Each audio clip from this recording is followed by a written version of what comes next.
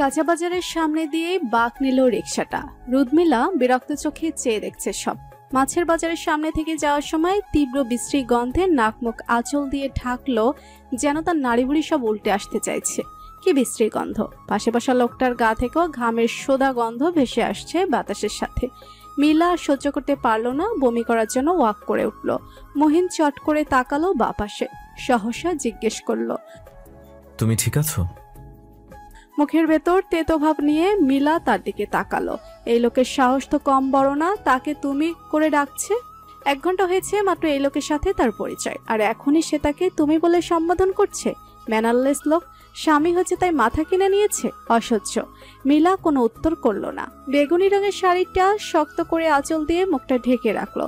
মহিন কয়েক লহমা ওর দিকেই তাকিয়ে থেকে নজর ফিরিয়ে নিল। আনুমানিক 34 বছর বয়সী মহিন একটা প্রাইভেট কোম্পানিতে চাকরি করে। বয়সের সাথে দেহেরও একটা ভারিক্কি নজরে পড়ে। পুরোপুরি না হলেও পেটের দিকে মেদ জমতে শুরু করেছে। লম্বায় 5 ফিট 7 কি 8 হবে। জীবনে নানা বাঁক দেখে অভ্যস্ত লোক হঠাৎ করে একটা নতুন বাঁকের সাথেই ধাক্কা খেয়েছে। জীবন নামক তরিটা একা একা বইবার ভার থেকে মুক্তি নিতেই আজ রুদমিলা নামের তরুণী, আচ্ছা ওর বয়স তো 26, এখনো কি তরুণী বলা চলে তাকে? হ্যাঁ, তরুণীই তো সে। সেই নারীকে সে বিয়ে করেছে। আড়ম্বরহীন এই বিয়েতে রুদমিলার মতো কতটা আছে সে সঠিক জানে না, তবে এতক্ষণে কিছুটা ঠাউর করে নিয়েছে। ভেতরে ভেতরে সে শান্ত। সময়ের সাথে একদিন সব ঠিক হয়ে যাবে, কথাটা রুদমিলার ফুফু তাকে বলেছে। আসলেই কি ঠিক হয়ে যায় সব? হয় না। সত্যি কথা বলতে সময়ের সাথে কিছুই ঠিক হয় না, তবে সময় কাঁচা ঘায়ে মলমের প্রলেপ লাগিয়ে দেয়। এতে ঘা শুকিয়ে যায় ঠিক, কিন্তু রাগ রয়েই যায়। তবে সময় আবার নতুন করে ঘায়ের সৃষ্টি করে, এটা ঠিক। দীর্ঘশ্বাস ছাড়লো মহিন। একটা 4 তলা বাড়ির সামনে এসে থামলো রিকশা। মহিন আগে নেমে ভাড়া দিল। রুদমিলার কাছে গিয়ে হুট নামিয়ে তার দিকে হাত বাড়িয়ে দিল রিকশা থেকে নামার জন্য। রুদমিলা হাতের দিকে তাকিয়েও বিরক্ত হলো। আরে কি আশ্চর্য, সে কি অর্থব নাকি? এমন হাত বাড়িয়ে দেওয়ার কি আছে? সে কি জীবনে রিকশা চড়ে নাই? আজব। মিলা হাত ধরার ধারে কাছেও গেল না, উল্টো পাশে নামলো। নিজের ব্যাগ নিজেই নামালো। এরপর চুপচাপ দাঁড়িয়ে রইল। মাথায় ঘোমটা দিয়েছিল সেটা সরিয়ে ফেললো। ব্যবসা গরমের দিনে আমার নতুন শাড়িতে শরীর চুলকাচ্ছে। একটা নরমাল সুতি শাড়ি না হয় দিত, বেগুনি রঙের কটকটা কাতান শাড়ি। এইগুলা কি দিছে আজাইরা? রাগে তার ইচ্ছে করছে লোকটার মাথায় একটা থাবড়া দিতে, কিন্তু পারছে না। মহিন গেট খুলে ভিতরে গিয়ে পড়ল। এসো। মিলাও পেছন পেছন গেল।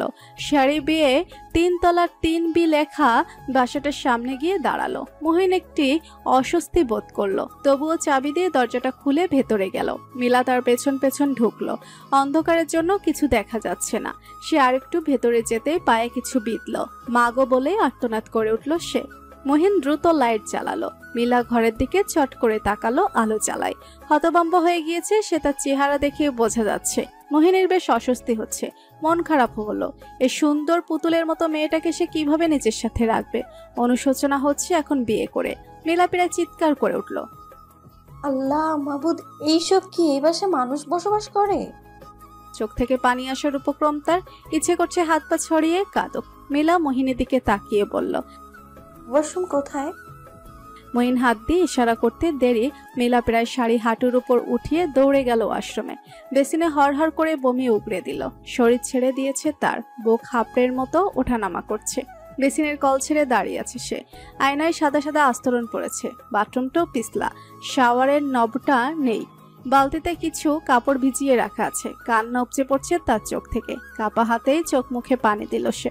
বাথরুম থেকে বের হয়ে ঘরের দিকে নজর গেল। ছোট ছোট বাচ্চাদের খেলনা সারা ঘরমায় ছড়ানো। ডাইনিং রুমে 6 সিটার টেবিল কাঠের, তার উপরে বাচ্চাদের দুধের কোটা, ফিডার, নিচে দুধ প্রায় ছড়িয়ে ছিটিয়ে আছে। পানির কাছের জগ, গ্লাস, চামচের সেট এলোমেলো হয়ে আছে। পাশে কলা আর পাউরুটির প্যাকেট। সামনে একটা বেডরুম আর এই ড্রয়িং রুম কাম বেডরুমের বাসা। ড্রয়িং রুমের সাথে লাগোয়া বারান্দা, তা থেকে রাস্তাটা দেখা যায়। রুদমিলা দীর্ঘশ্বাস ছাড়লো। সামনে এগোতেই মহিনকে দেখলো খেলনাগুলো একটা একটা করে সেন্টার টেবিলের উপর উঠাচ্ছে। মিলাকে দেখেই জিজ্ঞেস করলো, তুমি ঠিক আছো তো মিলা? আপনি আমাকে আপনি বলে ডাকুন, এটা একটা ভদ্রতা অপরিচিত কাউকে সম্বোধন করার। মহিনের মনে হলো তার থেকে বয়সে 5 থেকে 6 বছরের ছোট মেয়েটা তার গালে কষে একটা চড় বসিয়েছে। আচ্ছা, নিজের স্ত্রীকে কেউ আপনি বলে ডাকে? কি কুক্ষণে এমন অভদ্র মেয়েকে বিয়ের জন্য সে রাজি হয়েছিল কে জানে। রাগে চোয়াল শক্ত হয়ে গেল। দুঃখিত, আর ভুল হবে না মিসেস রুদমিলা আজহার। মিলা বিরক্তিতে ভুরু কোচকালো। মহিন ফ্রিজ থেকে ঠান্ডা এক বোতল পানি বের করে তা গ্লাসে ঢেলে মিলার হাতে দিল। পানি দেখেই যেন তেষ্টা আরো জেগে বসেছে। ঢকঢক করে গ্লাসের পানি গিলল সে। উফ, বুক পেট ঠান্ডা হয়েছে এতক্ষণ। মিলা বলল, আমি কোন ঘরে থাকবো? হাত দিয়ে ইশারায় রুমের দিকে দেখালো মহিন। মিলা ফের বলল, এ বাসায় তো একটা বেডরুম, আপনি কোথায় থাকবেন? হতবুদ্ধি হয়ে গেল মহিন। আরে কি আশ্চর্য, স্বামী স্ত্রী যে এক রুমে থাকে এই মহিলা জানে না? একে এখন মেয়ে বলতে বাচ্ছে তার। 26-এর বুড়ি, অথচ কথার ঢং শোনো। হাসি পেল মহিনের। এবার আর সে হাসি চাপল না, হেসেই বলল, স্বামী স্ত্রী এক রুমে এক বিছানায় পাশাপাশি শুয়ে, এক প্লেটে খাবার খায়, এক গ্লাসে পানিও খায়, একটা বাথরুম ইউজ করে, একটা টাওয়ালও ইউজ করে, এমনকি এক কাঁথা এক কম্বলের নিচেই ঘুমায়। মিলার মুখটা একদম দেখার মতো হলো। মনে হচ্ছিল এক্ষুনি কেঁদে ফেলবে সে। কিছু বলতে যাবে তার আগে মহিন বাসা থেকে বের হয়ে গেল। মিলা অবাক হয়ে চোখের পানি ছেড়ে দিল। কিছুক্ষণ পরেই আবার বাসায় ঢুকলো। হাতে একটা ছোট্ট বাচ্চা, 1.5 বছর হবে বয়সে, তাই তো মনে হচ্ছে দেখে। মিলা মহিনের হাতে বাচ্চা দেখে এবার হেসকি তুলে কাঁদতে লাগলো। ওর কান্না দেখে এবার আর মহিন বিরক্ত হলো না। ওর সত্যিই মিলার জন্য খারাপ লাগছে। পরিস্থিতি তাদের দুজনকে জুড়ে দিয়েছে, নইলে মিলার মতো মেয়ে এমন জায়গায় কখনোই থাকতো না। আর না মহিনের ছেলেটার এত কষ্ট হতো। সবই কপাল। মিলার কান্নার আওয়াজে বাচ্চাটার ঘুম ভেঙে গিয়েছে। সেও কান্না শুরু করেছে। মিলা মাহাতাব একসাথে কাঁদছে। মহিন কিংকর্তব্য বিমূঢ় হয়ে দাঁড়িয়ে আছে টিভি ক্যাবিনেটের পাশে। তার কান্না আগে থামাবে বুঝতে পারছে না। মিলাকে ধমক দিয়ে কান্না থামাতে বলার আগে সে উঠে এসে মাহাতাবকে কোলে নিয়ে সোফায় বসে শান্ত করতে লাগলো। এখনো সে হেসকে তুলছে। কান্নার দমকে তার সমস্ত শরীর কেঁপে উঠছে। পিঠের পেছনে সোফায় হেলান দিতেই পেপু শব্দ করে উঠলো একটা খেলনা টিয়া। মিলা টিয়াটা হাতে নিয়ে ছুঁড়ে মারলো মহিনের পায়ের কাছে। কিছু বলল না সে। অপর পাশে সোফায় বসে একটু পর পর নিজের মাথার চুল নিজেই টানতে লাগলো। সন্ধ্যা হয়ে এসেছে। মাহতাব বেঘরে ঘুমাচ্ছে সোফার উপর। কিছুক্ষণ আগেই সুজি খাইয়েছে মিলা। সারা বিকাল কান্না করে এখন মাথা, চোখ, বুক সব ব্যথা করছে। বিকালে মাহতাবের কান্না থামার পরে মহিন বাসা থেকে বের হয়েছে। যাওয়ার আগে একটু বাইরে যাচ্ছি বলে দরজা লাগিয়ে চলে যায়। মিলার মা বাবার কথা খুব মনে পড়ছে। এইরকম একটা অসুস্থ পরিবেশে তাকে প্রায় জোর করে পাঠিয়ে দেয়া হয়েছে বলে মনে হচ্ছে তার। বারবার কান্না ডুকরে উঠছে বুকের ভেতর। কিন্তু আসলেই কি তাকে জোর করে পাঠানো হয়েছে? ব্যাপারটা ঠিক তা না। সে এক বুক অভিমান আর আত্মসম্মান বোধ থেকেই এখানে। পরে পরে পচে বা শরীরে জং ধরে যাচ্ছে এসব কথা শোনাচ্ছে। এইখানে বিয়ে বসাটা তার কাছে বেশ সহজ মনে হয়েছিল তখন, কিন্তু এখন অস্থির লাগছে। কি করে সব সামলাবে? নিজের ভেতর ভয় আর চাপ উত্তেজনা কাজ করছে। মিলা মাহতাবকে কোলে নিয়ে আশেপাশে দেখতে লাগলো। এই বাসায় যে মহিলা মানুষ দূরে থাক বোয়া আসে না তা বুঝতে বাকি নেই তার। পুরো বাসায় কোনায় কোনায় ঝুল মাকড়সার বাসা। এত ছোট বাচ্চা নিয়ে এই লোক এমন নোংরার মধ্যে থাকে কি করে সম্ভব? আচ্ছা, এই লোক যে বেতন পায় একটা বুয়া তো রাখতে পারে। বাচ্চাটা সারাদিন থাকে কোথায়? নিজের মনে হাজারটা প্রশ্ন কিলবিল করছে মিলার। রান্নাঘরের দিকে গেল সে। সিঙ্কে দুটো প্লেট, গ্লাস, বাবুর একটা ফিডার আর বাটি পড়ে আছে। হেঁটে হেঁটে অবশেষে বেডরুমের দরজা খুলল। প্রথমে যেটা তার মনে ভালো করে দিল তা হলো নির্মল বাতাস। এত সুন্দর বাতাস রুমের জানালা দিয়ে হুড়মুড়িয়ে ঘরে ঢুকছে। তার সাথে বেবি পাউডারের ঘ্রাণ ভেসে আসছে। প্রাণ ভরে শ্বাস নিল মিলা। মন খারাপিটা অনেকটাই কেটে গেল। একটা বড় একটা খাট, কিং সাইজ বেড, সুন্দর একটা চাদর বিছানো, বাচ্চাদের মশারি, বালিশ, কোলবালিশ সবই আছে। একটা বড় 3 স্টোরের আলমারি, একপাশে আর একপাশে ড্রেসিং টেবিল, বিছানার একপাশে বেডসাইড টেবিল, একটা ওয়ার্ড্রব, একটা ছোট টেবিল চেয়ার, ময়লা কাপড় রাখার ঝুড়ি আর একটা ময়লার ঝুড়ি রাখার রুমে। এই হলো বাসার হাল হকিকত। মিলা মাহতাবের দিকে তাকালো। প্রথমে সে ভেবেছিল মাহতাবের বয়স 1.5 বছর, তবে এখন বুঝতে পারছে তার বয়স 1 বছরের বেশি না। এই ছোট্ট বাচ্চাটাকে একা পালা সত্যিই মুশকিল। মাহতাব হাত দিয়ে মিলার খোপা করা চুলে একটু পরপর হাত দেওয়ার চেষ্টা করছে। ছোট ছোট হাত। মিলা হাতটা সামনে এনে চোখ রাঙিয়ে তাকালো। কি কপাল, নিজের বাচ্চা পালার বয়সে আরেকজনের বাচ্চা পালতে হচ্ছে। নিজেকে ন্যানি ছাড়া আর কিচ্ছু মনে হলো না তার। হ্যাঁ, ন্যানিই তো। আর আমেরিকান ভাষায় বেবি সিটার বলে। সে তো এই বিয়ে বসেছে বাচ্চা পালার দায়িত্ব নিতে। সে যে অর্থব না তা সে দেখিয়ে দিতেই তো এত বড় গুরু দায়িত্ব নিয়েছে। মিলা রান্নাঘরে গেল, আবার এটা সেটা ধরে ধরে দেখলো। মাহতাবকে খেলনা দিয়ে বসিয়ে দিল রান্নাঘরের মেঝেতে। তারপর হাতের কাছে সুজি দেখে একটু সুজি বানালো। রান্নাটা এখনো পুরোপুরি করায়ত্ত করতে পারেনি সে। এইভাবে আরেকজনের কিচেনে ঢোকাটা তার কাছে চরম অস্বস্তির কাজ। কিন্তু আজ সে আরেকজনের ত্যাগ করা সবকিছু নিজের করে নিচ্ছে একটু একটু করে। সুজি বানানো শুরু করলো সে। ফোনের ডাটা অন করে বাচ্চাদের সুজি রেসিপি বের করে তাই বানালো। নিজের জন্য বানালো একটু চিনি বেশি করে দিলে। চিনি দুধ সামনেই ছিল সব। এই শাড়িতে আরো খারাপ লাগছে রান্নাঘরে আগুনের সামনে দাঁড়িয়ে থাকতে।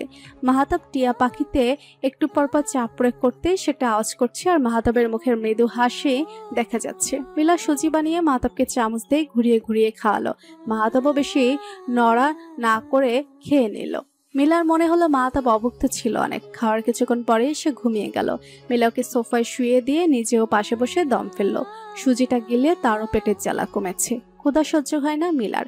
বাবার বাড়িতে কখনো রাগ করে না খেয়ে থাকতে হয়নি। বাবা জোর করে হলেও খাইয়েছে। মা 100 বকা দিলেও খাবারের সময় 100 বার ডেকেছেন। চোখে টলটলে অশ্রু, কিন্তু আর কাঁদতে ইচ্ছে করছে না মিলার। মিলার মনে হলো মাহাতাব আসলে মিশুক বাচ্চা, না হলে এত ছোট্ট বাচ্চা মা ছাড়া কারো কোলে যেতে চায় না। আর তার যেহেতু শুধু বাবাই আছে, সুতরাং বাবা ছাড়া কাউকে ধরতে অনুমতি দিচ্ছে। এমনকি মিলাকেও দেখেছে কয়েক ঘন্টা মাত্র, তাতেই সে মিলার সাথে মিশে গিয়েছে। মিরাক্কেল টাইপ ব্যাপার স্যাপার। মেইন ডোরের দিকে নজর যেতেই উঠেই চাবিটা লাগিয়ে দিল ভেতর থেকে। ভদ্রলোক আসলে নিশ্চয়ই কলিং বেল দেবে। মিলা বেডরুমে গিয়ে বিছানা ছাড়ার ঝাড়ু খুঁজে আগে বিছানা পরিষ্কার করে মাহাতাবকে এনে শুয়ে দিয়েছে। এরপর নিজের এই ক্যাটক্যাটের বিয়ের শাড়ি দেখলো আয়নায়। আসলে শাড়িটা খুব খারাপ যে তা না, শুধু ওরই বিরক্ত বোধ হচ্ছে, গা চুলকাচ্ছে। এই শাড়ি পাল্টাতে হবে, কিন্তু শাড়ি পাল্টে কি পরবে? আবার শাড়ি পরবে নাকি সালোয়ার স্যুট? অসহ্য লাগছে। আগে শাড়ি পাল্টে গোসল নেওয়া দরকার। বমির পর থেকে শরীর আর চলতে চাইছে না। সারাদিনের না খাওয়া, তাই যা বমি হয়েছে তা শুধু সকালে সাবিনা ভাবি জোর করে খাইয়ে দিয়ে একটা পাউরুটি ছিল। দ্রুত ব্যাগে চেন খুলে এক সেট সালোয়ার কামিজ আর গামছা বের করলো। শাড়ির জায়গায় জায়গায় সেফটি পিনের লক। মনে হচ্ছে সেফটি পিন দিয়ে তাকেই শাড়ির সাথে আটকে ফেলা হয়েছে। এই সেফটি পিন খুলতেই খানিকটা সময় নিল। শাড়ি খুলে পেটিকোট আর ব্লাউজ পরে হাতে কাপড় নিয়ে পিছলা বাথরুমের সামনে গেল সে। হঠাৎ মনে পড়লো শাওরের নব নেই। বালতিতে ময়লা কাপড় ভেজানো, গোসল করবে কি দিয়ে? আরেকটা বালতি খুঁজতে লাগলো। এই বাড়িতে আগেও মহিলা ছিল, তার মানে বালতিও আছে এক্সট্রা। এমনকি জীবনযাপনের জন্য যা যা লাগে সবই আছে, শুধু অযত্নে আছে। বাবু ঘুমাচ্ছে, ও ঘুমে থাকতেই গোসল সারতে হবে। বাচ্চারা মায়েরা এভাবেই গোসল করে, কিন্তু আফসোস ওটা ওর বাচ্চা না। রান্নাঘরে ঢুকবার আগে সে আরেকটা বালতি পেল। ওটা নিয়ে বাথরুমে ঢুকতে যাবে, দেখলো দরজার নব কেউ বাহির থেকে খুলছে। কি আশ্চর্য, সে তো লক করেই রেখেছিল। ভয়ে সিটিয়ে গেল মিলা। চোর নাকি? উপরে ছিটকেনি না লাগিয়ে বিশাল ভুল হয়েছে। হায় আল্লাহ। দরজা নব খুলে মহিন ভিতরে এলো, হাত ভর্তি কিছু জিনিস। দরজা লাগিয়ে পেছনে তাকাতে বেককল হয়ে গেল। মিলা মহিনকে দেখে স্বস্তির শ্বাস ছাড়লো। হঠাৎ নিজের অবস্থা সম্পর্কে অবগত হতে আজাদিও মৃদু চিৎকার করে দুহাতে মুখ চেপে ধরলো। মহিন এখনো হাবলার মতো তাকিয়ে আছে, হিতাহিত জ্ঞান শূন্য হয়ে। মিলা পারভার্ট বলে গালি দিয়েই বালতি সহ দৌড়ে বাথরুমে ঢুকলো।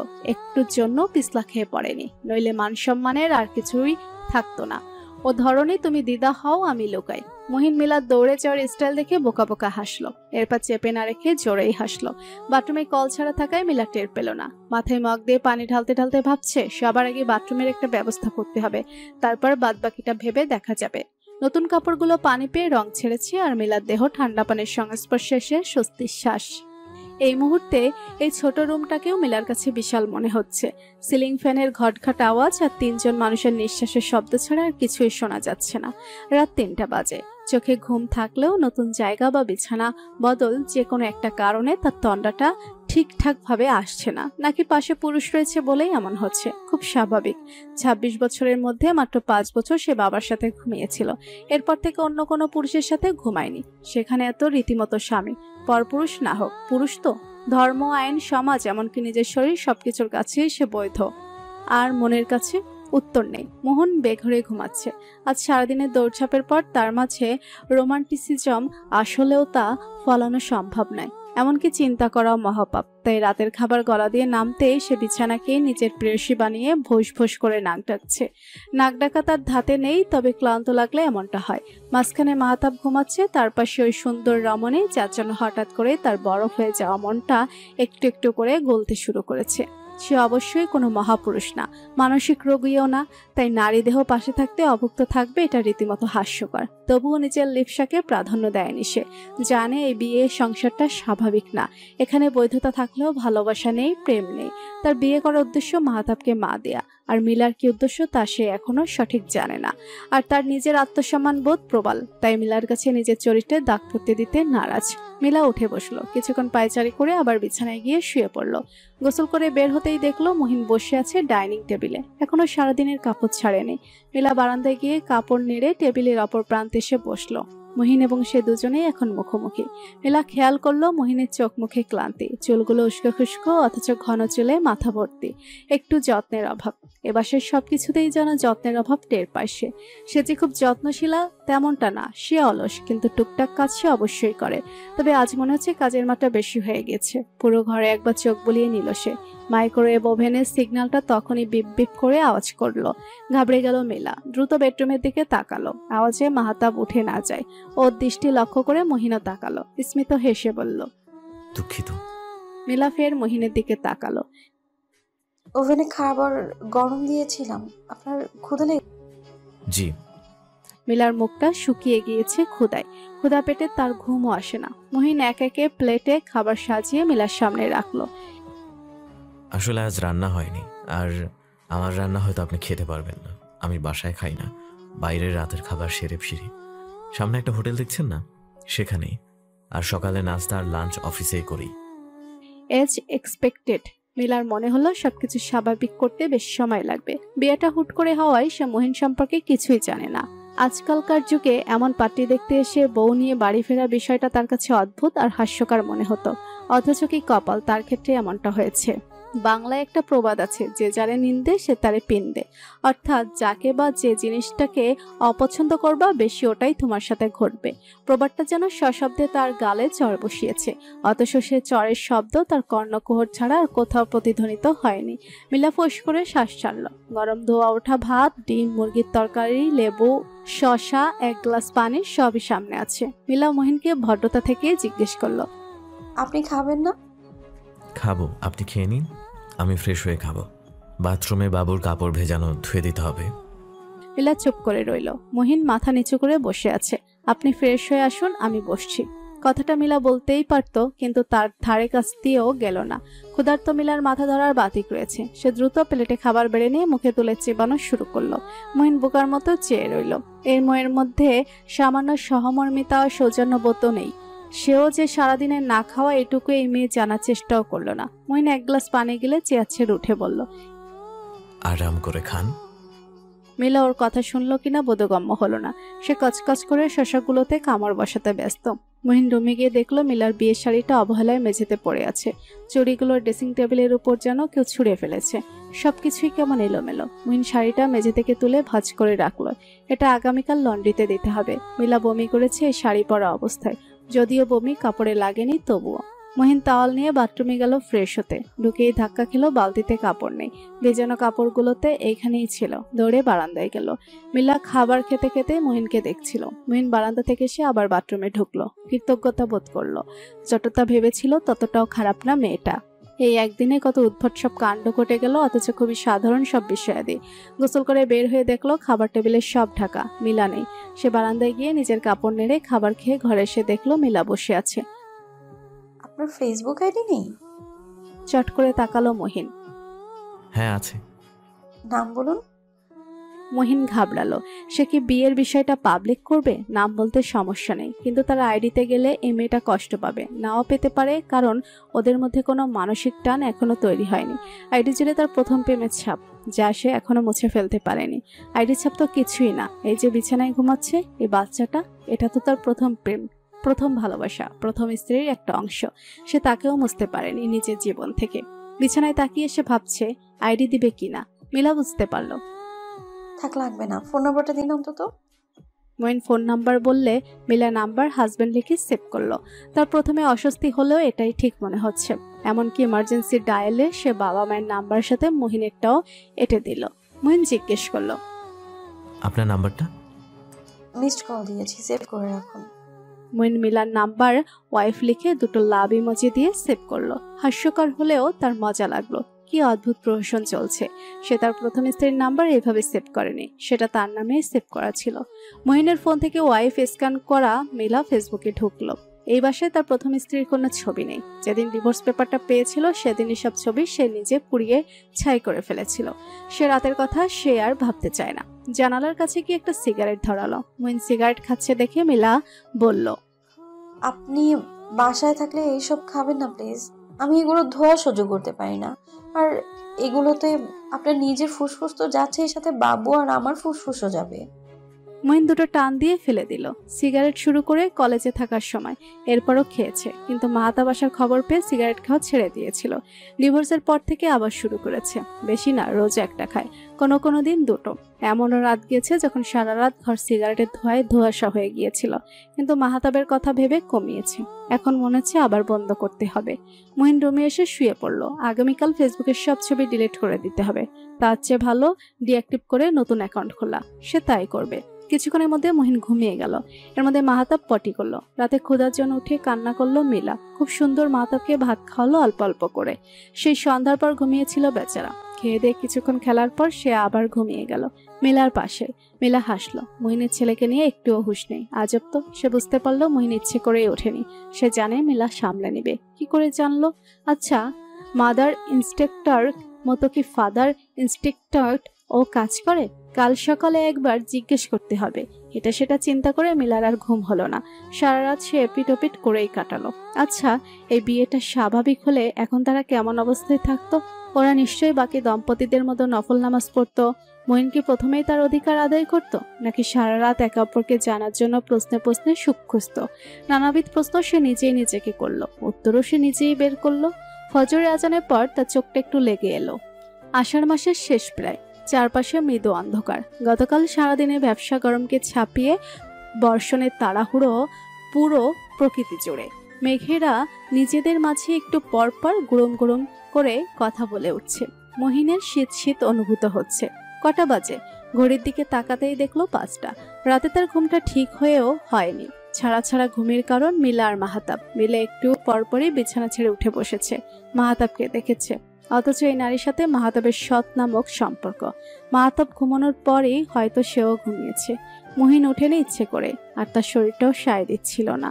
নয়তো রোজ রাতে সে মাহাতাবের জন্য জেগে থাকে। ভোরে ঘুমায় 9টায় অফিস যায়, বাসায় আসে রাত 8টায়। ততক্ষণ মাহাতাব থাকে ফাঁসের ফ্ল্যাটে। মুহিন আলমারি থেকে দুটো কথা হাতে নিয়ে বিছানার সামনে দাঁড়ালো। একটা ফিসলে হাসি দিয়ে ফের একটা কথা আলমারিতে রেখে বিছানায় উঠে বসলো। মিলা শীতে কাচুমুচু হয়ে ওড়না জড়িয়ে ঘুমাচ্ছে, এক হাত মাহাতাবের উপর। মুহিন ফ্যান কমিয়ে জানালা লাগিয়ে কাঁথা ওদের গায়ে দিতে মিলা লুফে নিল। মুহিন মাহাতাবকে ঢেকে কিছু অংশ নিচে নিয়ে বিছানায় শুতে খেয়াল করলো মিলা মাহাতাবকে নিয়েই তার দিকে চেপে আসছে। মেয়েটার ঠান্ডা পা দুটো তার পায়ে স্পর্শ করছে। মুহিন ঘাবড়ে গেল। ধীরে নিজের পা দুটো সংযত করে মিলার দিকে ফিরেই ঘুমালো। উপরে ক্যামেরা সেট করা থাকলে অবশ্যই এটাকে একটা সুখী পরিবার বলা যেত। সেই হিসেবে মাহাতাব খুবই ভালো বাচ্চা। সে মোটেও কোনো প্রকার নড়াচড়া করেনি। ফ্যান কমিয়ে দিয়ে এখন আর তেমন ঠান্ডা অনুভূত না হওয়ায় মিলা কাঁথাটা টেনে নামালো। কিছুক্ষণের মাঝে মুহিনের চোখে তন্দ্রা লাগলো। মিলা যখন ঘুম ভাঙলো তখন আশেপাশে কোথায় হলুদ গাঁদা ফুল গান বাজছে। সে উঠেছে বুকের স্পর্শকাতর স্থানে কারো হাতের ছোঁয়ায়। স্পর্শটা বেশিক্ষণ স্থায়ী হয়নি। অভ্যাসবশত ভেবেছে রুস্মিতা।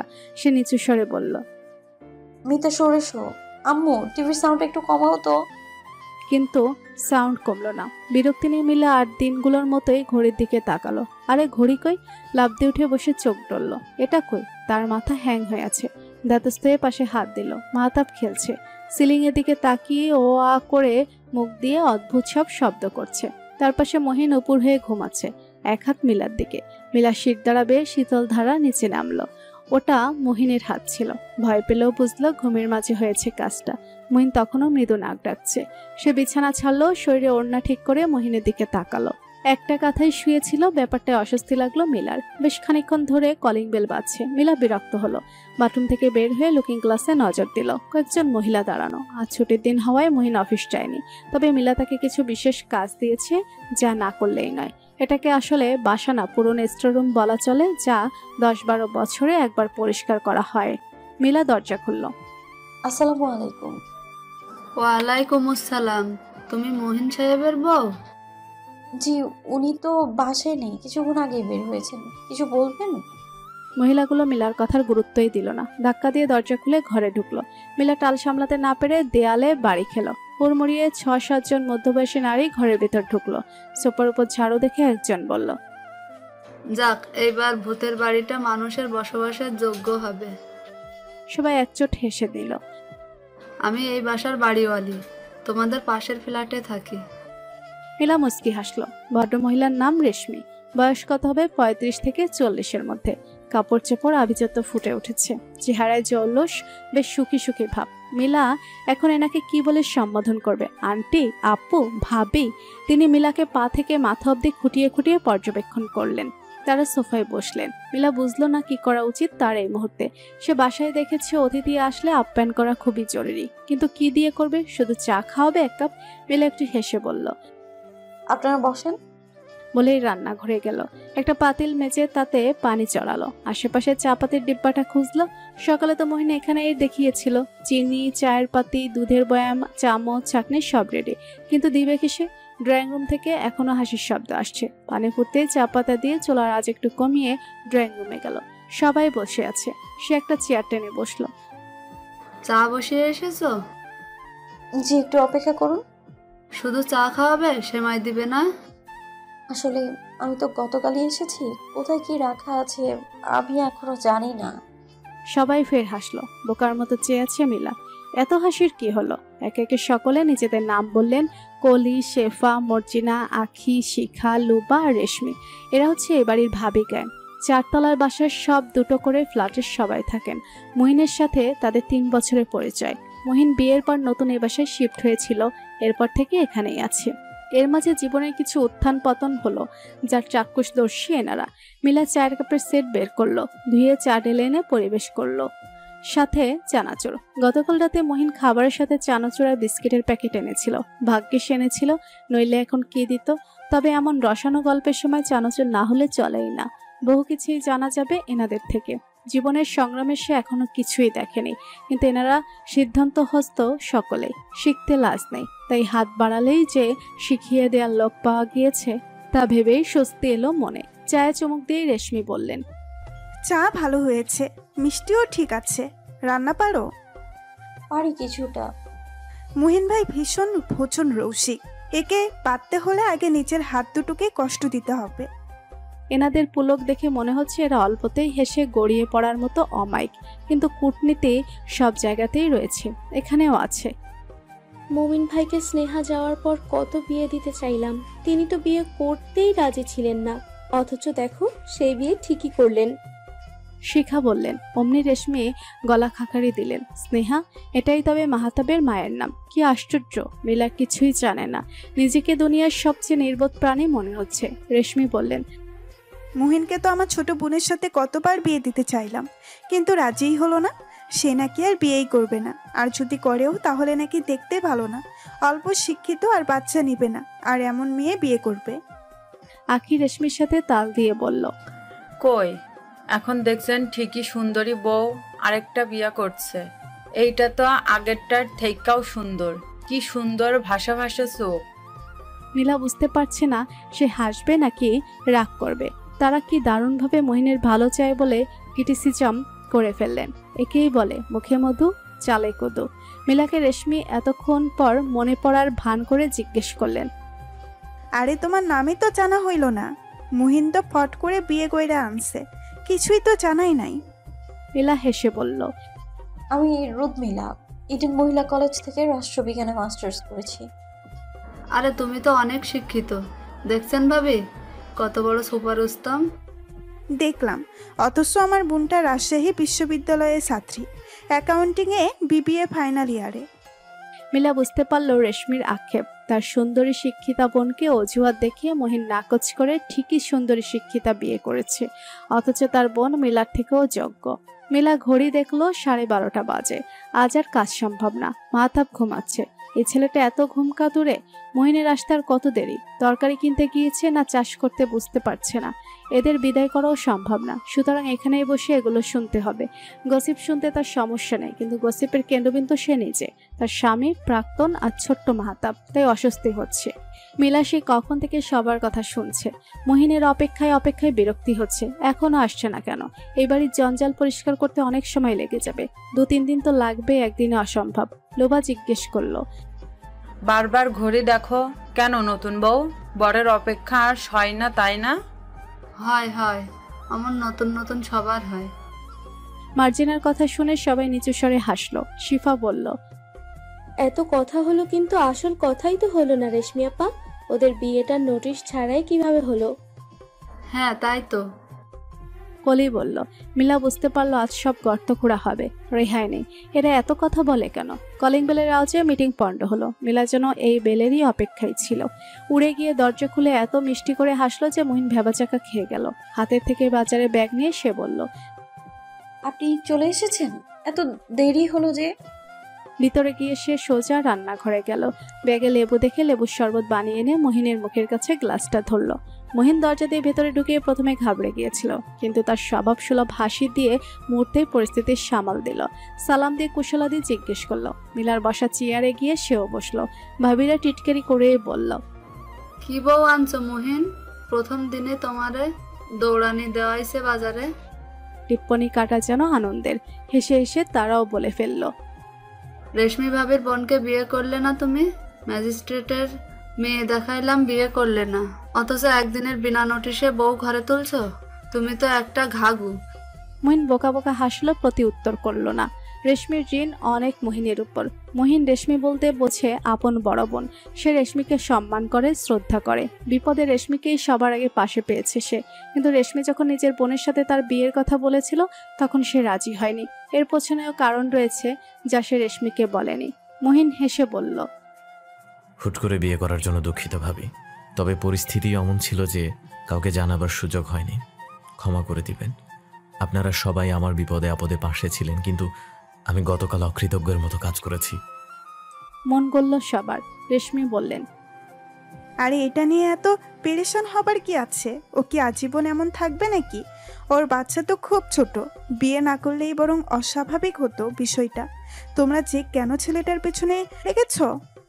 সবাই রেশমিকে খুশি করতেই বলল, ঠিক বলছেন ভাবি, তবে আমরা মুহিনের সাথে মজা করব বলেই বলেছিলাম। ভাই মুহিন, তোমার প্রতি আমাদের কিন্তু কোনো রাগ নেই। তুমি একদম ঠিক কাজ করেছো। কিন্তু কি এমন হয়েছিল যে এইভাবে হুট করে বিয়ে করলে? পার্সোনাল হলে বলো না। মহিন পাশে দাঁড়ানো মিলার দিকে তাকালো। মহিন জানে এখন কারণটা বললে মিলার অস্বস্তি হবে, তাই সে বলল, আমার অফিসের বসের সম্বন্ধীর মেয়ে মিলা। বসের কথা তো ফেলা যায় না, চাকরির ব্যাপার স্যাপার বুঝেনি তো, তাই আর কি। তাছাড়া মিলাও মাহাতাবকে পছন্দ করেছে। আরে তোমাকে করিনি বুঝি? মহিন না চাইতেও লজ্জা পেয়েছে এমন ভাব করে মিলার দিকে তাকালো। এ কি আশ্চর্য! মিলা কি সত্যিই লজ্জা পেয়েছে? অমন মাথা নিচু করে হাসছে ঠিক আছে, কিন্তু ওর ফর্সা গাল জোড়া লালাভ হয়ে আছে কেন? সত্যি কি লজ্জা পেয়েছে, নাকি গরমে এমন হচ্ছে? সবাই চলে যেতেই মিলা ধপ করে সোফায় বসলো। ক্লান্ত লাগছে তার। সবাই বলে গিয়েছে পরের সময় করে এসে মিলার চেহারা দেখার জন্য গিফট দিয়ে যাবে। ওরাও সম্মতি দিয়েছে। মহিন দরজা আটকে এসে সোফায় বসতে বসতে জিজ্ঞেস করলো, ওরা কখন এসেছিল? 1 ঘন্টা আগে। আপনি এত দেরি কেন করলেন? আপনার বিয়ের শাড়িটা লন্ড্রিতে দিয়ে এসেছি, এই জন্যই আর একটু দেরি হয়ে গেল। মিলা ফের জিজ্ঞেস করলো, আচ্ছা, আপনি তাদের সত্যটা বললেন না কেন? মহিন চোখ সরিয়ে নিল। লেবুর শরবতের জন্য ধন্যবাদ। কথায় এড়াচ্ছেন। কথা এড়াচ্ছি না। আমি গিয়েছিলাম আপনার ফুপার বাসায়। স্যার কয়েকদিন যাবত অফিস আসছেন না। কিছু ফাইল সাইন করানোর দরকার ছিল। চাইলে পিয়নের হাতে পাঠিয়ে দিতে বলতে পারতেন, কিন্তু তিনি আমাকে নিজে গিয়ে তা দিয়ে আসতে বলেছেন। আমিও গিয়েছিলাম সেই উদ্দেশ্যে থেকেই। অথচ গিয়ে দেখি আপনি প্রায় কোণে সেজে বসে আছেন। আপনার বিয়ের শাড়িটা কিন্তু আমার কেনা না, আপনার ফুপুই কিনে রেখেছিলেন। মিলা, আমি হয়তো আপনাকে পরিস্থিতিটা ঠিকভাবে বোঝাতে পারছি না। মিলা দীর্ঘশ্বাস ছাড়ল। মহিনের লাগলো, উটকো ঝামেলা বলবেন না মিলা। বিপদের সময় এনারাই আমার পাশে ছিল। একদিন দেখবেন আপনার পাশেও দাঁড়িয়েছে। ওই যে রেশমি ভাবিকে দেখেছেন না, সবার আগে উনিই ঝাঁপিয়ে পড়বে। মহিন আর মিলার উত্তরে অপেক্ষা করলো না, দৌড়ে কাপড় নিয়ে বাথরুমে ঢুকলো। আজ বাথরুমটা মানুষের বাথরুমের মতো লাগছে। সকালে মিলা পরিষ্কার করেছে বাথরুম। আজ বাথরুম আর বসার ঘর পরিষ্কার করার কথা ছিল। সমস্যা হচ্ছে মিলা সবকিছুতেই শর্ত জুড়ে দিয়েছে। শর্তে শর্তে জর্জরিত জীবন। শর্তগুলো নিয়ে পরে ভাবা যাবে। এখন যা জরুরি তা হলো মিলাকে বোঝা। তাকে বুঝতে না পারলে সম্পর্কটা নিয়ে এগোনো সম্ভব না। মিলা রকচটা, সম্ভবত সবকিছুতেই তার বিরক্তি, কিন্তু মনের দিক দিয়ে ভালো, খাঁটি মানুষ। মিলা মাহতাবকে ঘুম থেকে উঠিয়ে খাইয়ে দিয়েছে। সে নিজেও গোসল করে নিয়েছে মাহতাবকে ঘুমে রেখে। মিলা মাহতাবকে অপছন্দ করে না, প্রশ্নই আসে না। তার ভাইয়ের বাচ্চাটাও মাহতাবের মতোই মাত্র 2 মাসের বড়। মিলার মন খারাপ হয় বাচ্চাটা কেমন মা ছাড়া, মা থাকতেও নেই, তার মতো কিছুটা অভাবেই। তার মা তাকে বুঝতে পারে না, এই দুঃখ তার কোনোদিনই ঘুচবে না। মহিনের অপেক্ষা করছে সে। সবাই নামাজ পড়ে চলে এসেছে, মহিনেরই দেরি হচ্ছে। এ লোক সবকিছুতেই ঢিলা, কিন্তু বিয়ের সময় একদম ঠিক টাইমে পৌঁছে গিয়েছিল। বারান্দা থেকে দেখা যাচ্ছে মহিন গেটের ভিতরে ঢুকছে, হাতে কি স্প্রাইটের বোতল। মিলার হঠাৎ মনে হলো সে বিবাহিত, সত্যি তার বিয়ে হয়ে গিয়েছে। অদ্ভুত অনুভূত হলো। খাবার টেবিলে বসে মহিন বলল, মাহতাব খুব বিরক্ত করছে কি? আসলে আমি ছাড়াও খুব একটা কারোর সাথে মিশেইনি। মহিন বুঝলো না মিলার কথাটা। সে ফের বলল, আসলে মাহতাব শুধু আমার আর রেশমি ভাবির কাছেই যা থেকেছে, এছাড়া তেমন কাউকে চিনে না। তাই যদি বিরক্ত করে বেশি, আপনি প্লিজ একটু ধৈর্য ধরে নিয়ে হ্যান্ডেল করবেন। মহিন ভেবেছিল মিলা এমনটাই বলবে, কারণ মহিনের প্লেটে সাদা ভাত বাড়া। মিলা চামচ নিয়ে তরকারি বাটিতে ঘাটছে। মিলা কিছুই বলল না, নিজের প্লেটে মাছের চাকা টুকরো তুলে নিল। মহিন কিছুক্ষণ মিলার মুখের দিকে তাকিয়ে থেকে নিজেই বেড়ে খাওয়া শুরু করলো। এই নারী বড়ই নির্লিপ্ত, এর সাথে সংসার করা খুবই কঠিন কর্ম হবে। অফিস থেকে ফেরার পথে মহিনের ফোনে কল এলো। মহিনের বস বলবে নাকি ফুফা শ্বশুর বলবে ঠিক কল করেছেন।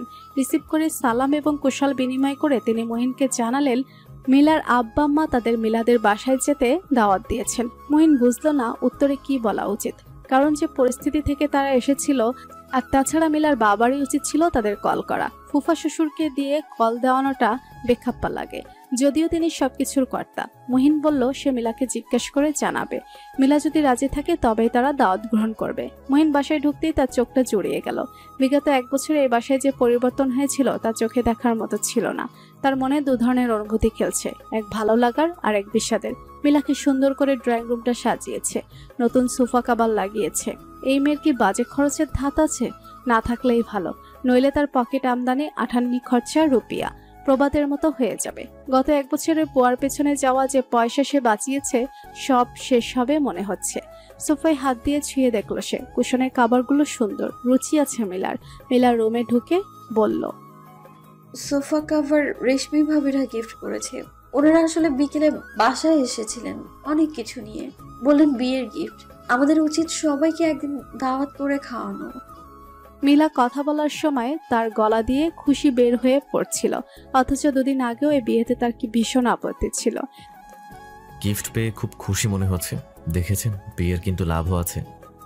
মিলার হাসি পেলেও সে হাসলো না, উল্টো টিপ্পনি কাটলো। হ্যাঁ, তা তো অবশ্যই।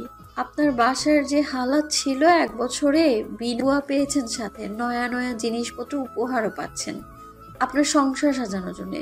লাভ তো অবশ্যই আছে। মহিন ধরাশয়ী হলো। এই মহিলার সাথে মজাও করা যাবে না, মানুষকে নাস্তানাবুদ করতে সে পারদর্শী।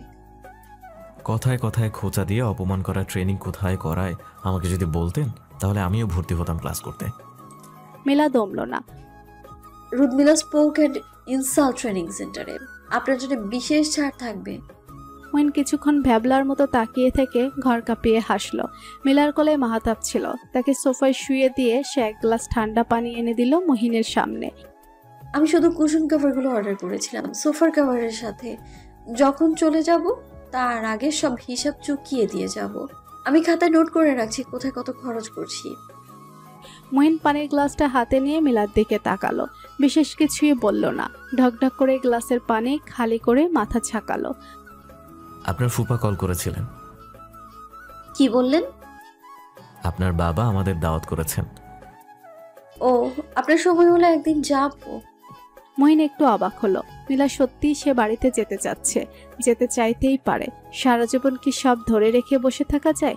বাবা মায়ের সাথে বেশি দিন অভিমান করে থাকা যায় না। খাবার টেবিলে বসে সবাই খাচ্ছে।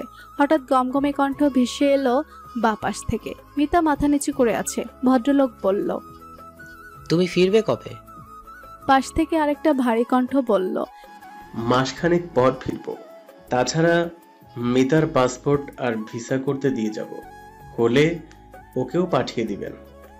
মহিলা কণ্ঠ বলল, কেন? ওর আবার কিসের পাসপোর্ট ভিসা? শোনো ফারদিন, ওর সাথে তুমি কোনো প্রকার স্বাভাবিক বৈবাহিক সম্পর্কে যাবে না। ওই মেয়েকে আমি যেইভাবে নিয়ে আসছি ওইভাবেই ফেরত পাঠাবো। কত বড় বাটপার গোষ্ঠী এরা! দেখো কিভাবে মাথা নিচু করে দেখছে সব ভাবখানা। এমন ভাজা মাছ উল্টে খেতে জানে না। উল্টে দিব তোমার মাছ। মিতার প্লেটে তখন সত্যি একটা ভাজা মাছ ছিল। আহ তামান্না, ভদ্রলোকের কণ্ঠে বিরক্তি। তুমি এক কি পাঁচাল শুরু করছো অশিক্ষিত মহিলাদের মতো? আর বাটপাড়ের গোষ্ঠী এবার কি? বলে যাও কেন, ওটা আমার চাচার ছেলে, আমার ভাই হয়। মুখ ঝামটালেন তামান্না খানম। ফারুক জামান সাহেব সেদিকে পাত্তা দিলেন না। ফারদিন চুপচাপ খাচ্ছে, তার এসবে কোনো মাথা ব্যথা নেই। মিতার গলা দিয়ে আর খাবার নামতে চাইল না। সে তবুও প্লেটের অবশিষ্ট খাবারটুকু শেষ করলো। তামান্না এই নিয়েও একজোট কথা শোনালেন। দেখো দেখো কেমন গোগ্রাসে গিলছে, কি হাবাতারে মেয়ে। মিতা না পারতেই বলল, খাবার অপচয় করা উচিত না। আল্লাহ পছন্দ করেন না, আমার বাটপার আব্বাও পছন্দ করেন না। তামান্না সহ টেবিলে থাকা ফারদিন, ফারুক আর তারিনকে অবাক করে দিয়ে সে উঠে হাত ধুয়ে নিচের প্লেট ধুয়ে রুমে চলে গেল। মিতার সবকিছুতেই বিরক্তি বোধ হচ্ছে। গহনা, কাপড়, মেকআপ সবকিছুই তার কাছে তুচ্ছ মনে হচ্ছে। অথচ এই তো 1 মাস আগেও তার শাড়ি গহনার কত কত শখ ছিল। জানালা দিয়ে মস্ত বড় একটা চাঁদ দেখা যাচ্ছে। চাঁদের আলোয় পুরো রুমটা রূপালী রং ধারণ করেছে। অথচ তার কাছে তাও যেন বিষাক্ত লাগছে। এমন রাতগুলোতে আপা আর সে এক বিছানায় জড়াজড়ি করে ঘুমাতো, গলা ছেড়ে গান গাইতো। মিলার চোখের কোণ বেয়ে নেমে আসা অশ্রুও চাঁদের আলোয় চিকচিক করছে। পরদিন রুমে ঢুকেছে, কখন টের পায়নি সে। পেটে ঠান্ডা হাতের স্পর্শ পেয়ে চমকে উঠল। আবার ভাই শরীর কাঁপছে তার। এই যে কিছুক্ষণ আগে এই লোকটার মা তাকে নিষেধ করলো মিতার সাথে কোনো প্রকার শারীরিক মানসিক সম্পর্কে যেতে, কি বিশ্রী ইঙ্গিত দিয়েছেন তিনি। অথচ এই লোকটার আসল চেহারা সে তার মাকে দেখাতে পারেননি। আজ 4 দিন চলছে মিতার বিয়ের। প্রথম 4 দিন থেকে মিতার শরীরের উপর অত্যাচার চালাচ্ছে এই লোক। রাতভর এমন শক্ত পেশির নিচে পিষ্ট হচ্ছে সে। দম বন্ধ হয়ে আসতে চায়, অথচ চিৎকার করতে পারে না। মিতার ফের ভয় হলো, এই লোক তাকে শুধু ভোগবস্তু হিসেবেই দেখে। সদ্য বিষে পা দেয়া মিতার নরম শরীরে আজ একটুও শক্তি নেই। আজ মিতার শাশুড়ি তাকে দিয়ে 4টা বিছানা চাদর ধুইয়েছে। এত ভারী চাদর সে কখনো ধোয়নি। এমনকি তাকে কখনো শক্ত কোনো কাজও করতে হয়নি। সে রান্নায় নিপুণ, কিন্তু ভারী কাজ করতে পারে না। এতগুলো চাদর ধুয়ে ছাদে নেড়ে দিয়ে এসে সে একটু শুতে চেয়েছিল। তিনি তার বান্ধবীদের চা নাস্তার দাওয়াত দিয়েছিলেন। মিতাকে পটের বিবি সাজিয়ে তাদের সামনে শোপিস করে বসিয়ে রেখেছিলেন। দুপুরে খিদে আর ঘুমে মিতার ঘাড়ের রক টনটন করছিল ব্যথায়। বমিও চলে আসছিল এক একজনের বিদেশি পারফিউমের ঘ্রাণে। তার শাশুড়িকে চুপি চুপি সে বলেছিল, অথচ ভদ্রমহিলা বলেছে এমন মিথ্যা ছুতো দিয়ে সে উঠে গেলে নাকি তার মান ক্ষুণ্ণ হবে।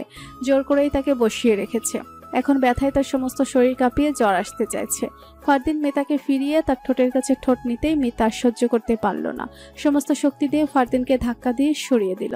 তাতেও শেষ রক্ষা হলো না। ফারদিনের সাদা টি শার্ট মিতার বমিতে মাখামাখি অবস্থা। মিতা মুখ হাত দিয়ে চেপে দৌড়ে ওয়াশরুমে গেল। রাগে ফারদিনের চোখের শিরাগুলো লাল হয়ে আছে। সে বাথরুমের দরজায় তার বিশাল হাত দিয়ে কয়েকবার থাবা দিল। মিতা বের হলো না। তার নিজেকে নাড়ানোর শক্তিটুকু নেই। ফারদিন দ্রুত গেঞ্জি খুলে বাথরুমের সামনে ছুঁড়ে ফেললো। নিজের আরেক জোড়া ট্রাউজার গেঞ্জি নিয়ে বাহিরের ওয়াশরুমে ঢুকলো। তার ঘৃণা লাগছে। ফারদিন যাবার আওয়াজ শুনে মিতা বাথরুম থেকে বের হলো। ফারদিনের গেঞ্জি দিয়ে মেজের বমি মুছলো। ফের ধুয়ে এনে আরেকটা মোছা দিয়ে তার সাবান পানিতে চুবিয়ে রাখলো। কাল বোয়াকে দিয়ে ধোয়াবে, আর নইলে ওটাকে ঘরে পা মোছার কাপড় বানাবে। এ ঘরে শুধু একটা পাপোশ। বাসার কাজের লোকেরাও স্লিপার পরে হাঁটে, শুধু তার পা খালি, তাই ময়লা বাজে বেশি। ভালো হলো একটা পাপোশ পাওয়ায়। সে হাত মুখ ধুয়ে এসে কমফোর্টার টেনে শুয়ে পড়ল। সকাল সকাল মিতার ঘুম ভাঙলো পর্দা ভেদ করে আসা সূর্যের আলোয়। মাথাটা ভার হয়ে আছে। এই সময় সে সকালে চা পান করত। বিগত কয়েকদিন যাবৎ সেই নিয়মের বাহিরে সে অস্থির জীবন পার করছে। আদৌ জীবনে আছে কিনা ছিটকে গিয়েছে বলা যাচ্ছে না। আর তো আর 1 মাস পর বিশ্ববিদ্যালয়ে ভর্তি পরীক্ষা দেওয়ার কথা ছিল। এই সময় সে ঘুম থেকে উঠে পড়তে বসে। আজ এই মুহূর্তে সে আরেকজন পুরুষের বিছানায় শুয়ে আছে। অস্বস্তিতে আবার গা গুলিয়ে উঠতে চাইল। রুস্মিতা, আজহার দাদি খুব শখ করে তাদের 2 বোন 1 ভাইয়ের নাম রেখেছেন, রওনক, রুদমিলা, রুস্মিতা। সেই দাদি ওদের 3 ভাই বোনের জীবনের 13টা বাজি এখন ঠ্যাংয়ের উপর ঠ্যাং তুলে পান চিপই। এই জন্য রুদমিলা দাদিকে অপছন্দ করে। এতদিনে বুঝলো সে। হায়, আর কিছুদিন আগে যদি বুঝতো তাহলে কি তার জীবনটা আগের মতো হতো না? বাবা চরম মা ভক্ত মানুষ, অসম্ভব। মিতা বহু কষ্টে নিজেকে হিস্ট্রে দাঁড় করালো। সেই সুন্দর সাদা রঙের দেয়ালের ঘরটা ঘুরে ঘুরে দেখলো।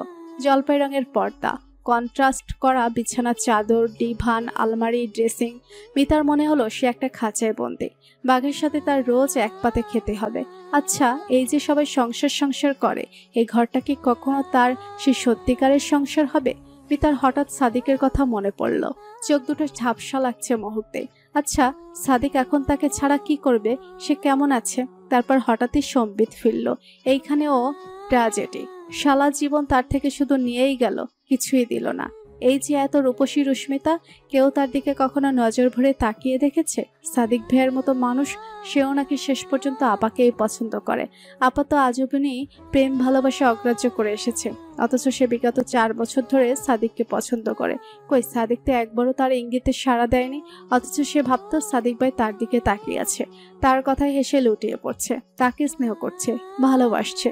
মিতার বুক ফেটে কান্না আসছে। জীবনটা কেমন মুহূর্তে একটা অদ্ভুত বাঁক নিল। তার দম বন্ধ হয়ে আসছে। চিৎকার করে কাঁদতে না পারলে যেন মারা যাবে সে। দৌড়ে বিছানার বালিশে মুখ চেপে হাউমাউ করে উঠল। মিতার মনে হচ্ছে এক্ষুনি দম বন্ধ হয়ে যাবে। কান্নার দমকে পুরো দেহ তার কেঁপে কেঁপে উঠছে। সে এখানে আর থাকতে চায় না, 1 মিনিটও না, 1 মুহূর্ত না। মুখ থেকে তার ছি করে একটা মধুগোঙানি ভেসে এলো। খট করে দরজা খুলল। রুস্মিতাকে এমন অপ্রকৃতস্থ অবস্থায় দেখে ঘাবড়ে গেল ফারদিন। চট করে দরজা লক করে মিতাকে চাপটে ধরল। মিতা, তুমি ঠিক আছো? সরাও বালিশ, সরাও। মিতা বালিশ সরালো না, মুখ থেকে উল্টে কান্না থামিয়ে দিয়েছে, একদম পাথরের মতো। এই প্রথম ফারদিন তার নাম নিয়েছে, কথা বলেছে, কিন্তু মিতার তাকে বিন্দুমাত্র সহ্য হচ্ছে না। থরথর করে কাঁপতে থাকা ছোট্ট কায়ায় ফারদিন অজস্র চুমুতে ভরিয়ে দিচ্ছে। ফারদিন কি তাকে ভালোবাসে? 4 দিনে ভালোবাসা হয়? তার ইচ্ছে করছে না ফারদিনের সংস্পর্শে থাকতে, কিন্তু তার দেহ তার সাথে হঠাৎই প্রতারণা করছে। এসব কি হচ্ছে? মস্তিষ্ক আর দেহের যুদ্ধে তার নিজেকে বিষাক্ত মনে হচ্ছে।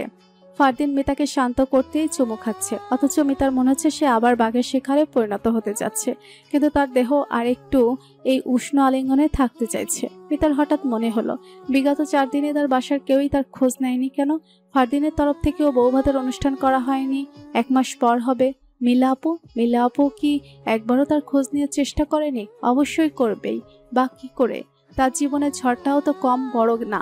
মিতা চোখ তুলে চাইল ফারদিনের দিকে। ফারদিনের সিম্প্যাথি হোক আর যাই হোক, এই মুহূর্তে মিতা ফারদিনকে নিজের কাছের মানুষ মনে হলো, যে তার কান্না শুনলে বিরক্ত বোধ করবে না। বিয়ের রাতেও তো কত কেঁদেছিল, কই ফারদিন তো রাগ করেনি। মিতা বালিশ সরিয়ে ফারদিনের উপর ঝাঁপিয়ে পড়ে কাঁদতে লাগলো। এবার ফারদিন তার বিশাল বাহুর মধ্যে বন্দি করলো মিতাকে। মিতার মনে হলো সে ইচ্ছে করে বাঘের থাবার শিকার হচ্ছে। ফারদিনের মনে হলো ছোট্ট একটা বিড়াল ছানা তার বুকে চলে এসেছে প্রোটেকশনের উদ্দেশ্যে। একটাই তো, সে জড়িয়েই ধরা, অথচ ভিন্ন ভিন্ন অর্থে বাফেট খাবার বিষয়টা মিতার একদমই পছন্দ ছিল না। তবুও সে প্লেটে একটু একটু করে খাবার নিয়ে কোনার দিকের একটা টেবিলে বসে খাচ্ছে। শাড়ি পরা তার কাছে মহাবিরক্তি লাগে, তবু আজ সে একটা মেরুন কাতান শাড়ি পরে এসেছে ফারদিনের ছোটবেলার বন্ধু বান্ধবীর রিসেপশনের দাওয়াতে।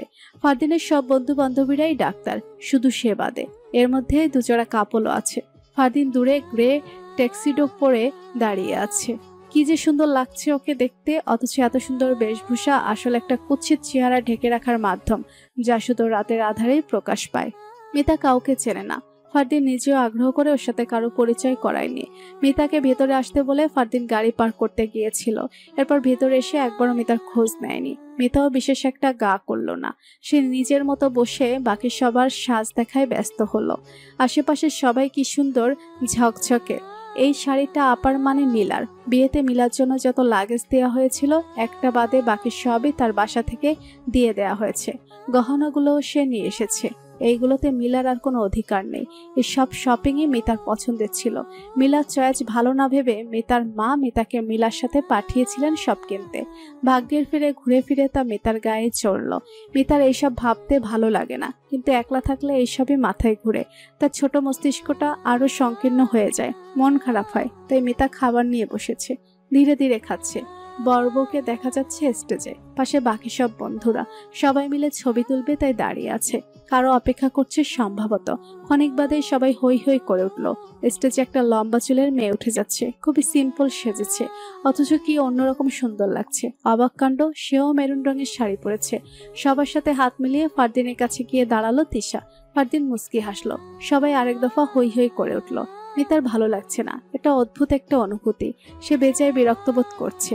আচ্ছা, তার কি উপরে যাওয়াটা ঠিক হবে? তার কি ফারদিনের পাশে গিয়ে দাঁড়ানো উচিত? সবাই তো কাপলরা ছবি তুলছে, তারাও তো কাপল। যেভাবেই হোক বিয়ে তো হয়েছে।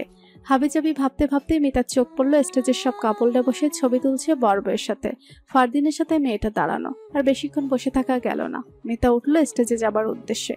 স্টেজে গিয়ে ক্যামেরার ফ্ল্যাশ উপেক্ষা করে ফারদিনের সামনে গিয়ে ডাকলো, শুনছেন? মিতার ডাক শুনে সবাই কম বেশি অবাক হলেও ফারদিন বিরক্ত হলো।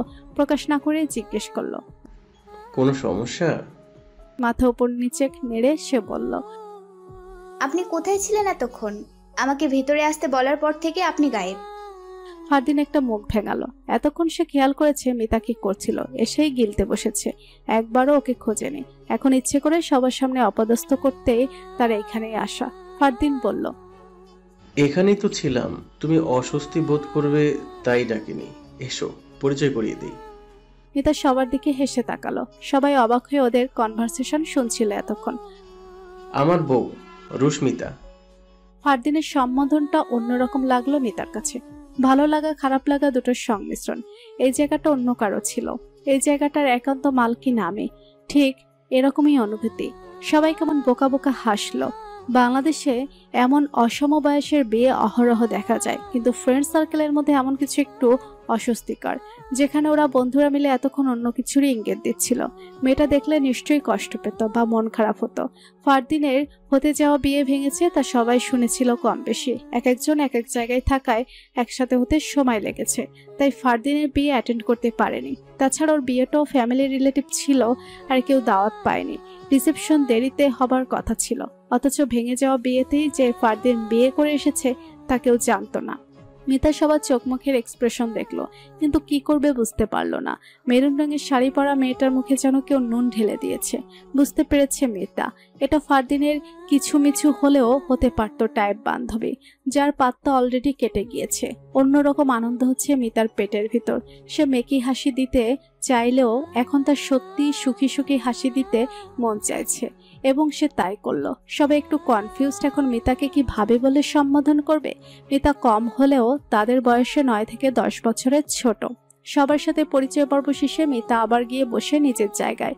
সব বন্ধুরা মিলে ফারদিনকে অল্প বয়সী মেয়ে বিয়ে করার জন্য টিপ্পনি কাটলো, শুধু তিশা বাদে। তিশা নিচে নেমে মিতার দিকে তাকিয়ে এলো।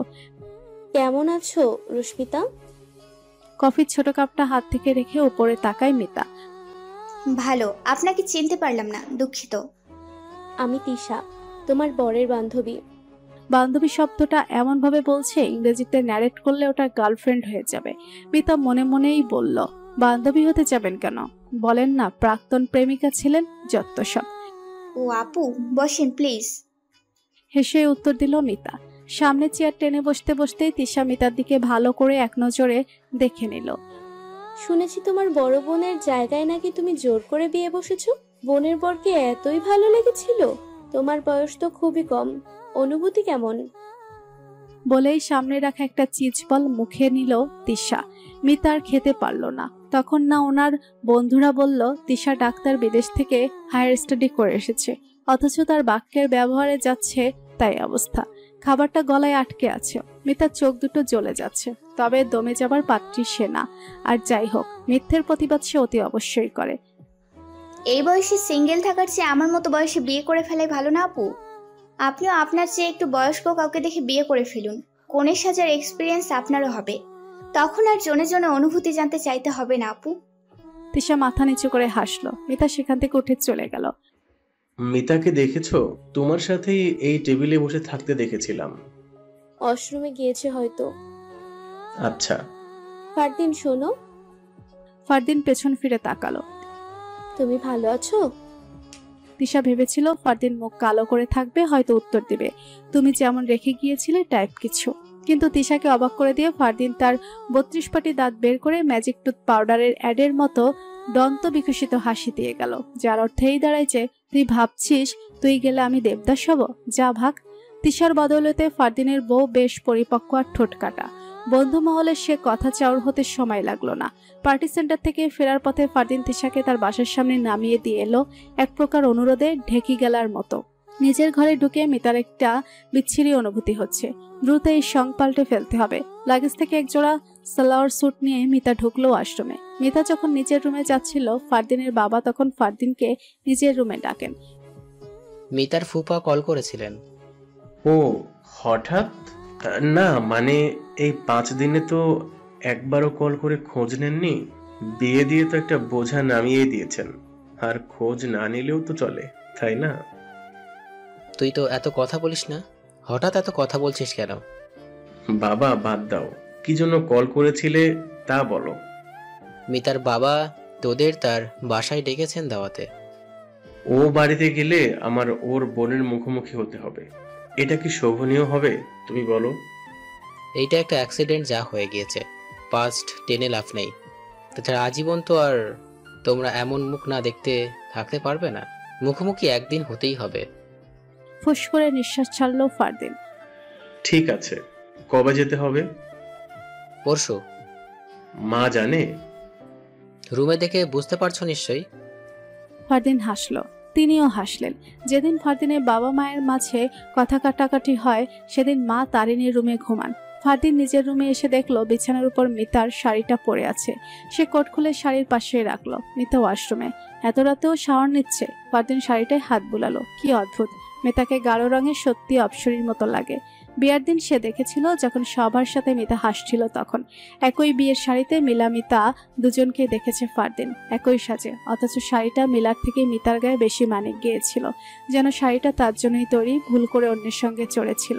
মামির কিচকিচ আর রাগের জন্যই মিলাকে দেয়া সব শাড়ি গহনা খুলে মিলাকে পরানো হয়েছিল, অথচ তিনি জেদ না করলে মিতাকে সত্যি ওভাবে দেখা হতো না। মিতার নিশ্চয়ই খুব কষ্ট হয়েছিল বোনের কথা ভেবে। আচ্ছা, সে এসব কি চিন্তা করছে? মিতা কষ্ট পেলেই বা তাতে তার কি এসে যায়? সে তো এর জন্য দায়ী না, উল্টো তাকেই ঠকানো হচ্ছিল।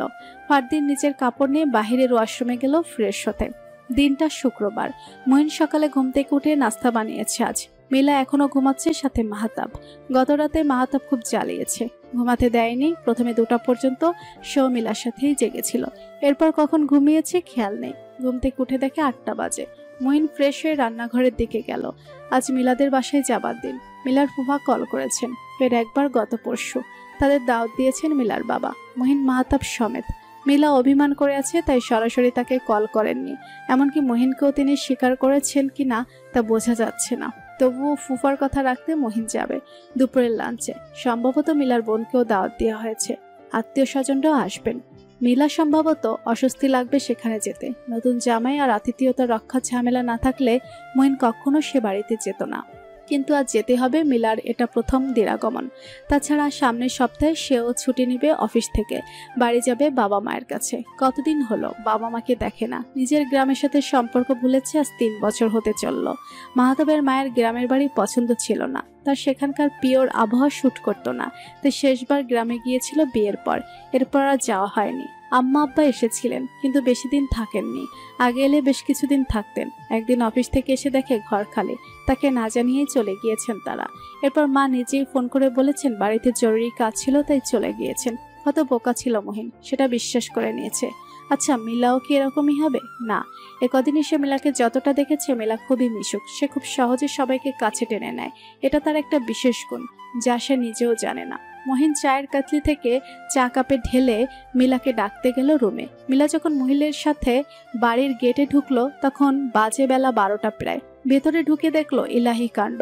বিয়ের দিনের মতোই সাজ রব। বাড়ির এক সাইডে উঠানের মতো সেখানে রান্নার কাজ হচ্ছে, আর ভেতর থেকে বাচ্চাদের হইচইয়ের আওয়াজ আসছে। মিলা তো জানতো সব মেহমান বিয়ের দিনই চলে গিয়েছে। মিলা ভাবলো ভেতরে যাবে না ফিরে যাবে। একবার সাহস করে মহিনের দিকে তাকালো। মন সম্ভবত মিলার অস্বস্তি বুঝতে পারলো। মিলাকে সাহস দিয়ে সে বলল ভিতরে যেতে, কারো অসম্মান যেন না হয়। অতঃপর মিলা মাহাতাবকে কোলে নিয়ে বাড়ির ভেতরে গেল। 5তলা বাড়ির 2তলা বাদে বাকি সবই ভাড়া দেয়া। 2 ইউনিটের বাড়িতে শুধু 2তলাতে একটা ইউনিট। মিলা কলিং বেল বাজালো। মিলার মা দরজা খুলেই মিলাকে দেখে জড়িয়ে ধরতে এলেন। মিলার কেন যেন মনে সায় দিল না তাকে জড়িয়ে ধরতে। তিনি ধরলেও মিলা সোজা হয়ে দাঁড়িয়ে রইল শুধু। মহিন ততক্ষণে ব্যাগ নিয়ে উপরে চলে এসেছে। শাশুড়িকে দেখে লম্বা সালাম দিল সে। তিনি সালামের উত্তর নিয়ে ওদের ভেতরে যেতে বললেন। মিলা ভেতরে গিয়ে রুমে ঢুকতে নিলেই মিলার মা বাধা দিলেন। মিলা পেছনে তাকালো। মিলা, তোর জন্য ওইদিকে গেস্ট রুমটা ঠিক করেছি, এই রুমটায় মিতারা আসলে থাকবে। মিলা অবাক হলো না, হেসে জিজ্ঞেস করলো শুধু, কেন মা, তোমার ছোট মেয়ের বিদেশি জামাই কষ্ট করে 2 দিন এসি ছাড়া ঘুমোতে পারতো না? তুমি আমার রুমে আমাকেই যেতে নিষেধ করছো? মহিন পরিস্থিতি বুঝলো। সমস্যা নেই মিলা, আমরা ওই রুমেই যাই, চলো। এমনিতেও মাহতাব এসির বাতাস সহ্য করতে পারে না, আমাদের সমস্যা হবে না। মিলা একবার মহিনের দিকে তাকালো আর একবার তার মায়ের দিকে। মহিন ব্যাগটা নিয়ে গেস্ট রুমের দিকে এগোলো মিলার পেছনে পেছনে। মহিন সাহেব, কিছু মনে করবেন না প্লিজ। আমি জীবনে অনেক কঠিন পরিস্থিতি পার করেছি মিলা, এইসব খুবই সাধারণ, সেখানে আপনি মন খারাপ করবেন না প্লিজ। মিলা রুমে ঢুকে ফ্যান ছাড়লো, ব্যাগটা কাভার্ডের সাইডে রেখে মাহতাবকে বিছানায় শুয়ে দিল। গরমে ঘেমে গিয়েছে বেচারা, আজ বৃষ্টি হবার সম্ভাবনা রয়েছে, তাই বাহিরে বাতাস দিচ্ছে। মহিন রুমের জানালা খুলে দিতেই একটা মিষ্টি সুঘ্রাণে ঘর ভরে গেল, ভেজা মাটির ঘ্রাণ।